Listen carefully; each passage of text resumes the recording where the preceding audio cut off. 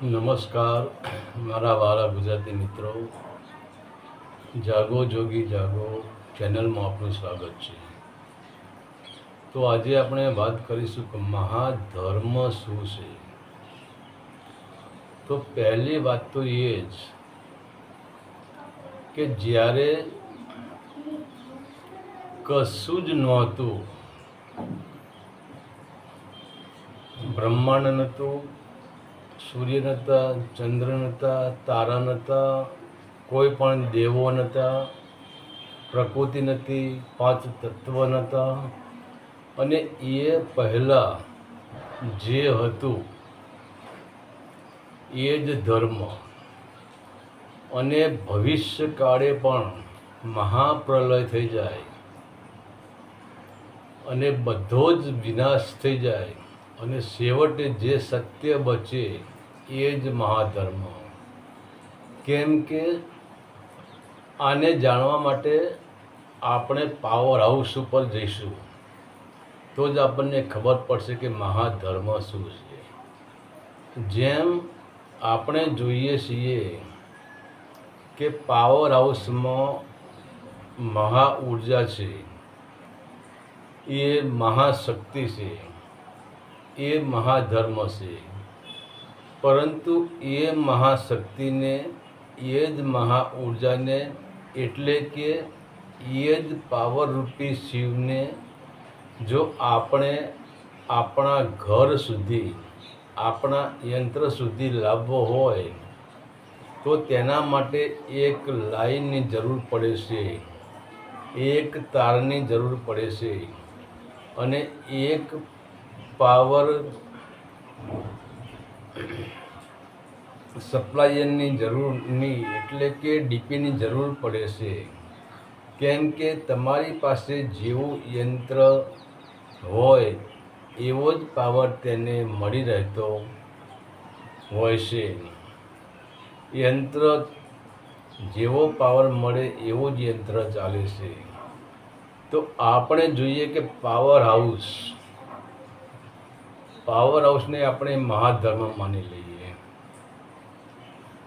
હવે પાવર હાઉસમાં જ પડ્યો છે અને એને પાવર હાઉસમાંથી પાવર સીધો તમારા ઘરે કે તમારા ઘટમાં, ઘર એટલે આ ઘટ,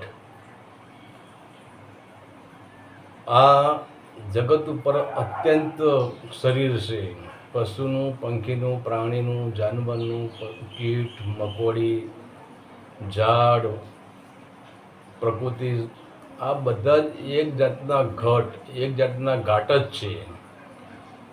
તો જેમ પાવર હાઉસમાંથી આપણે પાવરને આપણા ઘરના ઘાટમાં, એટલે આપણા ઘરનું યંત્ર, તો આ શરીર, આ પ્રકૃતિના જે શરીર જોઈ રહ્યા છે એ બધા શરીર એક પ્રકારના યંત્ર જ છે.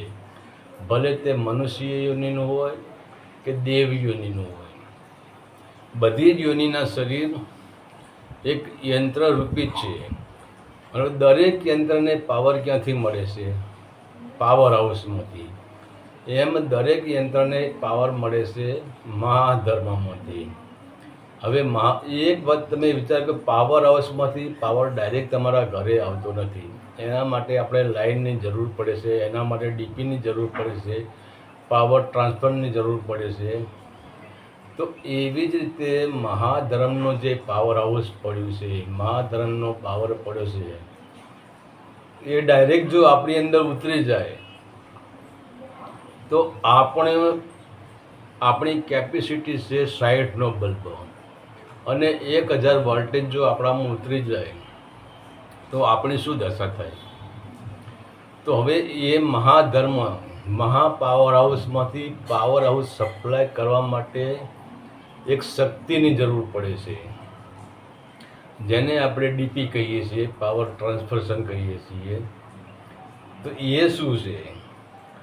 પરંતુ જો એક યંત્રને તેની કેપેસિટી કરતો પણ વધારે પાવર મળી જાય તો તે યંત્ર તે પાવરને ઝીલવી શકતું નથી, એટલે યંત્રનો નાશ થઈ જાય છે.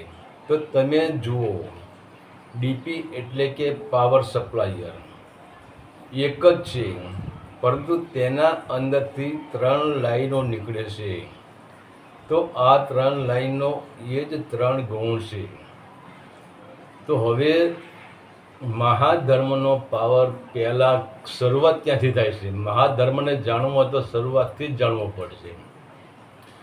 મહાધર્મનો પાવરની શરૂઆત ક્યાં થાય છે? અષ્ટાંગી દેવી, જેને આપણે જગત જોગ માયા કહીએ છીએ, જેને આપણે જગત જનની કહીએ છીએ, જેને આપણે કહીએ છીએ બ્રહ્માંડ જેની કાયા છે એવી મહાદેવી અષ્ટાંગી દેવી. તો એને અષ્ટાંગી દેવી આપણે કેમ કહીએ છીએ?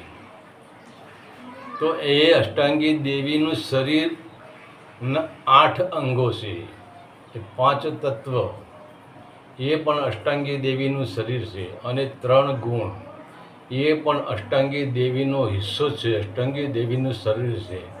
તો આ 8 અંગ એ અષ્ટાંગી દેવીના અંગ છે.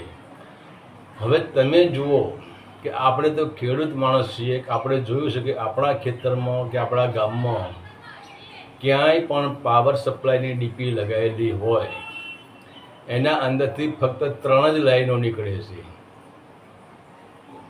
આગળથી જે ડીપીમાં લાઈન આવે છે, મેઇન પાવર હાઉસમાંથી જે લાઈન આવે છે એ લાઈન ડીપીમાં લાગેલી હોય છે, અને એ ડીપીમાંથી 3 લાઈનો નીકળે છે.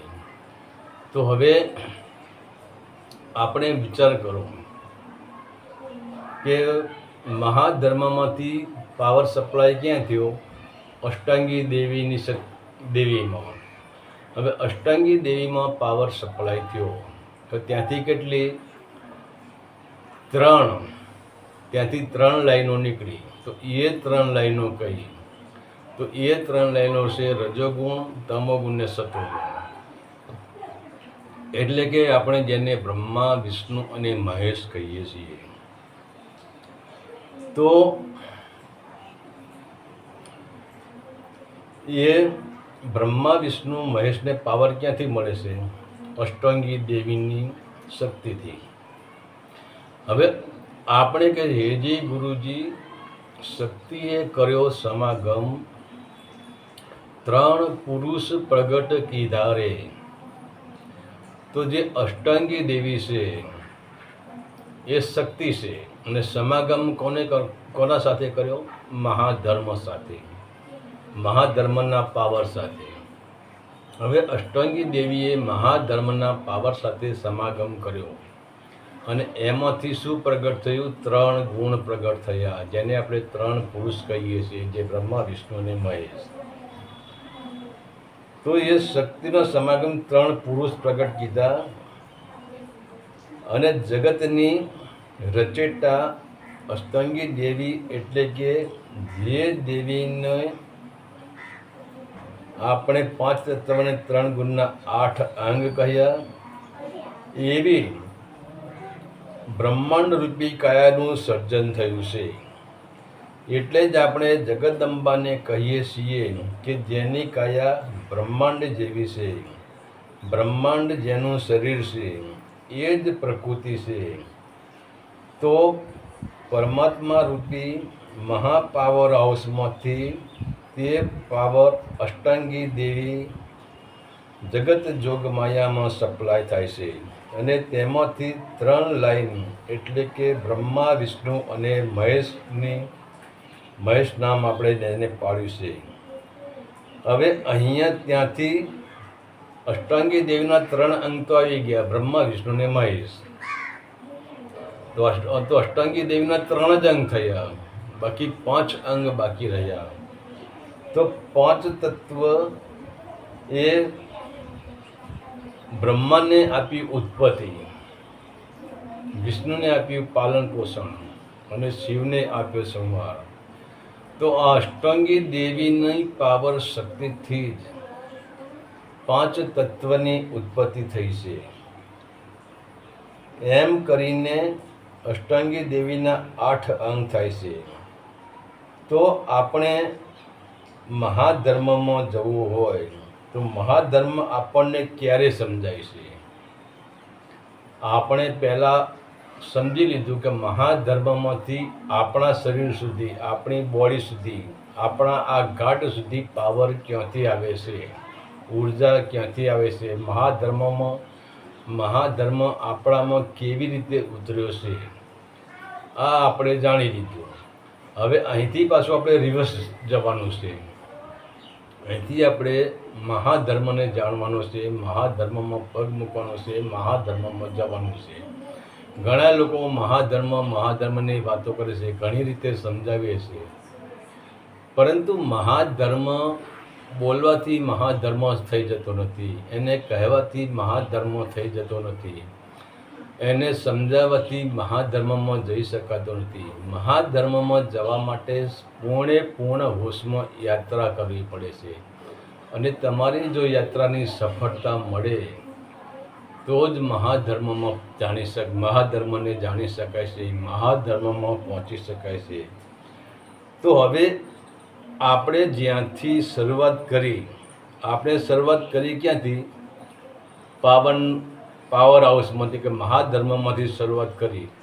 ત્યાંથી પાવર આવ્યો અષ્ટાંગી દેવીમાં, અને ત્યાંથી પાવર આવ્યો 3 ગુણમાં, એટલે કે બ્રહ્મા, વિષ્ણુ અને મહેશમાં, અને ત્યાંથી પાવર સપ્લાય થયો 5 તત્વમાં, અને ત્યાંથી પાવર આવ્યો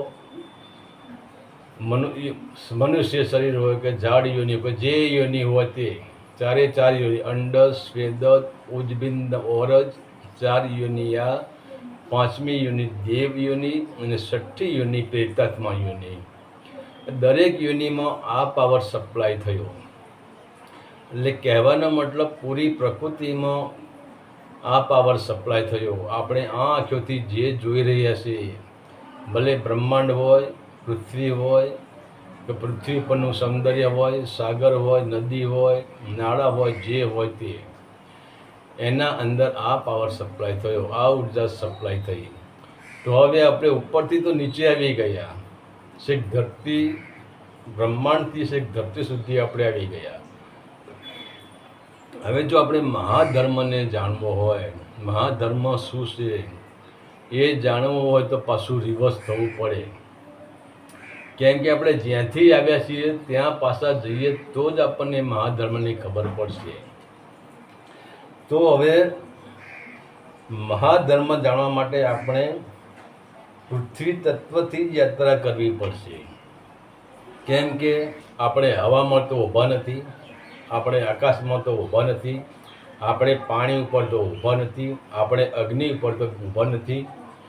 આપણો જન્મ થયો છે પૃથ્વી ઉપર, અને આપણી ક્રિયાઓ બધી આપણે કરીએ છીએ પૃથ્વી ઉપર. તો આપણે, અને છેલ્લેમાં છેલ્લું જો તત્વ હોય તો એ પણ પૃથ્વી તત્વ છે. તો આપણે જ્યાં ઊભા છીએ ત્યાંથી પાછું ઉપર જવાની તૈયારી કરવી પડશે. ત્યાંથી પાછા 7 સ્ટેજ આપણે ઉપર જવું પડશે. કારણ કે મહાધર્મ આકાશ તત્વ, એટલે કે 5 તત્વની બહાર અને 3 ગુણની બહાર મહાધર્મ પડ્યો છે. તો હવે આપણે શું કરશું? તો પૃથ્વી તત્વથી જ આપણે યાત્રા કરવી પડશે. પૃથ્વીની ઉત્પત્તિ છે અને પૃથ્વી તત્વનું મૂલાધાર ચક્રમાં પડેલું છે. તો આ કામ વાસનાનું કેન્દ્ર છે. તો પહેલાં તો આપણે શું કરવું પડશે? કામ વાસનાના કેન્દ્રથી બહાર નીકળવું પડશે. એટલે આપણી જે ઉર્જા સંસારમાં ફેલાઈ રહી છે, વિષય વાસનાઓમાં ફેલાઈ રહી છે, એ ક્યારે કે પૃથ્વી તત્વનો નિયમ છે કે બીજ વધારવું, વિસ્તાર વધારવો, અને પૃથ્વી તત્વ જ વિસ્તાર વધારી શકે છે, બીજ વધારી શકે છે. તો આપણી ઉર્જા આપણને મહાધર્મ સુધી ક્યારે લઈ જાય છે? તે ઉર્જા મૂલાધાર ચક્રથી જ કામ વાસનામાં જાય છે અને સંસારમાં ફેલાય છે. તે મહાધર્મને જાણવા માટે પહેલાં તો આપણે મૂલબંધ બાંધવો પડે છે, ત્યારે જ ઉર્જા ઉપર ઉઠે છે. બીજું આવે છે સ્વાધિષ્ઠાન ચક્ર. અહીંયા જલ તત્વ પડેલું છે, અહીંના દેવ છે બ્રહ્મા અને સાવિત્રી. તો અહીંયા ભય, ધૃણા, ક્રોધ અને હિંસા પડેલી છે, તેને પાર કરવું પડે છે. ત્યારે બ્રહ્માજી અને જળ તત્વથી ઉપર ઉઠાય છે. આગળ જતા મણિપુર ચક્ર આવે છે. અહીંયા ભગવાન વિષ્ણુ બેઠેલા છે. અહીંનું અગ્નિ તત્વ છે. અહીંયા સંદેહ અને વિચાર શક્તિ પડેલી છે. પરંતુ મહાધર્મને જાણવા માટે વિચાર શૂન્ય બની જવું પડે છે. એટલે અહીંથી પણ આગળ જવું પડે છે. જ્યાં શંકર અને પાર્વતી બેઠા છે ત્યાં વાયુ તત્વ છે. અહીંયા કલ્પના અને સ્વપ્ન અવસ્થા છૂટી જાય છે. પરંતુ અહીંયા દ્વૈત ભાવ છૂટતો નથી. અહીંથી પણ આગળ જવું પડશે. કેમ કે અગ્નિ તત્વ સુધી તો દ્વૈત ભાવ પડેલો જ છે. તો અહીંયાથી આપણે આગળ જો છેલ્લે આકાશ તત્વ આવે છે અને અહીંયા આવતા જ 3 ગુણ અને 5 તત્વ છૂટી જાય છે અને ચેતનાની અંદર રહેલો બધો જ કચરો બળી જાય છે. ચેતના પૂર્ણ શુદ્ધ થઈ જાય છે. ત્યારે જ મહાધર્મના પ્રદેશમાં એટલે કે આજ્ઞાચક્રમાં પ્રવેશ કરે છે. હવે આજ્ઞાચક્ર એ મહાધર્મનો પ્રદેશની શરૂઆત અહીંથી થાય છે. અહીંથી નીચે આપણે કહીએ કે પિંડેશો બ્રહ્માંડે, અહીંથી ઉપર જે આ ભાગ છે એ બ્રહ્માંડ છે. તો મહાધર્મ બ્રહ્માંડમાં છે. તો નીચે મહાધર્મમાં જવા માટે પિંડથી નીચે આપણે મહાધર્મમાં જઈ શકતા નથી. આપણે આડંબર કરી શકીએ છીએ, મહાધર્મની વ્યાખ્યા કરી શકીએ છીએ, લોકોને છેતરી શકીએ છીએ, લોકોને ભોળવી શકીએ છીએ.